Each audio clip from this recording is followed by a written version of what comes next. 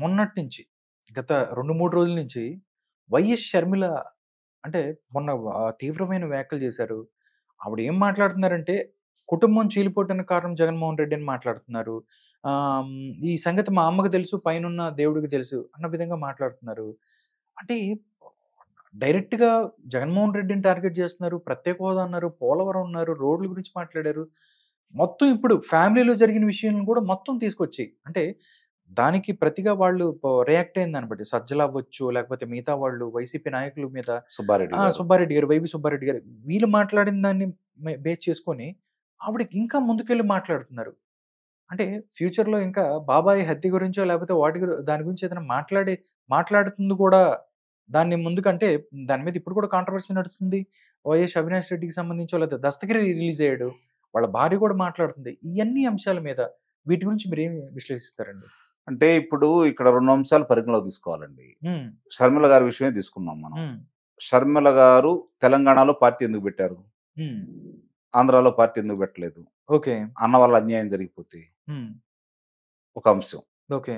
తర్వాత అక్కడ పార్టీ పెట్టారు, నాకు ఆంధ్రాతో సంబంధం లేదన్నారు.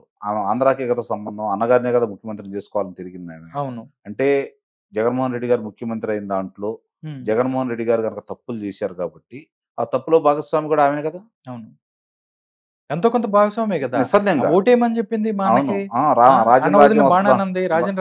వస్తానంది, ఇక్కడే అమరావతిలోని రాజధాని ఉండదని చెప్పింది. ఇవన్నీ చెప్పింది ఆమె కాబట్టి అది వదిలేసి స్వలాభం ఆమె చూసుకుని వెళ్ళిందని చెప్పని అందరూ భావించారు. తెలంగాణలో పార్టీ పెట్టడం వల్లనే ఆస్తుల విషయంలో గొడవలు ఉన్నాయని చెప్పని ప్రపంచానికి మొత్తానికి ఈ రోజు తెలిసింది. ఇలా మాట్లాడుకునే దాన్ని బట్టి రేపు పొద్దున ఈ చిలికి గాలివాన అయిందనుకోండి, రేపు పొద్దున పొరపాటున ఎందుకులే మనకి తలకాయ నొప్పి అని చెప్పిన ఆస్తులు పంచితే ఆమె కాంగ్రెస్ పార్టీ అధ్యక్షురాలుగా కూడా వైదొలగొచ్చు. ఓకే, అంతిమంగా ఆమెకు అనుకున్న సాధించవచ్చు. ఎటు నాకు అన్యాయం జరిగిపోయింది, నా తండ్రి సంపాదించిన సంపాదనలో నాకు వాటా ఇవ్వలేదు కాబట్టి నాకు అన్యాయం చేశాడు కాబట్టి మా నాన్న ప్రతీకారం తీర్చుకుందాం అని చెప్పి ఆమె వచ్చి గొడవ చేస్తా ఉండొచ్చు. ఆమెకి అవకాశం ఈ రోజు కాంగ్రెస్ పార్టీ కల్పించింది. వాళ్ళకి ఆమెకి ఉమ్మడి శత్రువు జగన్మోహన్ రెడ్డి గారు కాబట్టి అవకాశం కల్పించింది. దానికి ఇప్పుడు ఆమె సంధిస్తున్న బాణాలకి వీళ్ళ దగ్గర సమాధానాలు ఏంటి? వీళ్ళు దానికి చెప్పకుండా చంద్రబాబు వదిలిన బాణం సరే, ఇక అది సహజంగా ఎందుకంటే దాని పక్కదారు మళ్లించడానికి మాట్లాడుతున్నారు. ఆ అమ్మాయి అంద కదా, మీరు ఏదో అభివృద్ధి చేశారని చెప్పి ఎస్వి సుబ్బారెడ్డి గారు మాట్లాడితే, అవునండి, మరి దానికి సంబంధించి ఆమె చెప్పింది కదా, ఎక్కడ రమ్మంటే అక్కడికి వస్తాను నేను. వైవి సుబ్బారెడ్డి గారు మాట్లాడిందండి, చూపించండి, మేము వస్తాము, పత్రికలను తీసుకొని వస్తాము, ప్రతిపక్షాలను తీసుకొని వస్తాము. మరి బాలకృష్ణ గారి మాటలు కూడా ఉదాహరించింది కదా. అవును, ఎక్కడ మీరు మరి అవన్నీ ఉదాహరించింది కదా.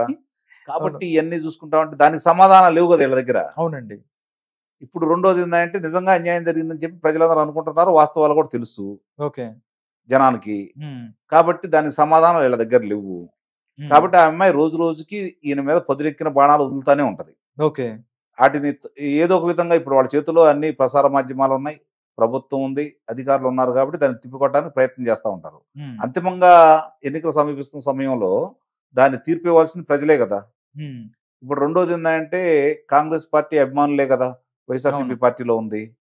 వాళ్ళల్లో నిజంగా జరిగింది అన్యాయం, రాజశేఖర రెడ్డి గారి కుమార్తె. ఇంకొంచెం ఘోరాతి ఘోరమైన విషయం ఏంటంటే ఆ అమ్మాయి పెంపుడు కూతురు అన్నట్టుగా మాట్లాడాడు వాళ్ళ శాసనసభ్యులు రాజమౌళి శివప్రసాద్. మరి ఇవన్నీ చూసుకుంటా ఉంటే అది ఎంత ఘోరాతి ఘోరం. ఇక దాని గురించి అవకాశం కొద్దీ ఎవరు మాట్లాడేది వాళ్ళు మాట్లాడుతూ ఉంటారు. దీనికి వాళ్ళు మాట్లాడే ప్రతి మాట నాకు తెలిసినంత వరకు ఒక్కొక్క మాటకు 1,00,000 ఓట్లు పోతాయి వాళ్ళకి. అంతేనంటారా? నిస్సందేహంగా.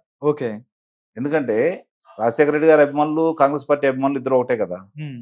రాజశేఖర రెడ్డి గారి కుమార్తెగా ఆమెకి జగన్మోహన్ రెడ్డి గారికి ఎంత బాగా ఉందో ఆమెకి అంతే బాగా ఉంటది కదా. అలాగే అన్నగారి కోసం తిరిగింది కాబట్టి ఆ శ్రమ కూడా వాళ్ళకి తెలుసు కదా కార్యకర్తలకి. నిన్నటిదాకా దూరంగా ఉంది కాబట్టి వాళ్ళ కుటుంబ విషయాలు అనుకున్నారు.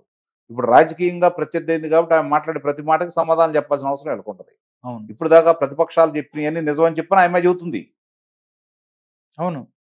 కాబట్టి దీనికి సమాధానం ఉండదు నాకు తెలిసి వాళ్ళ దగ్గర.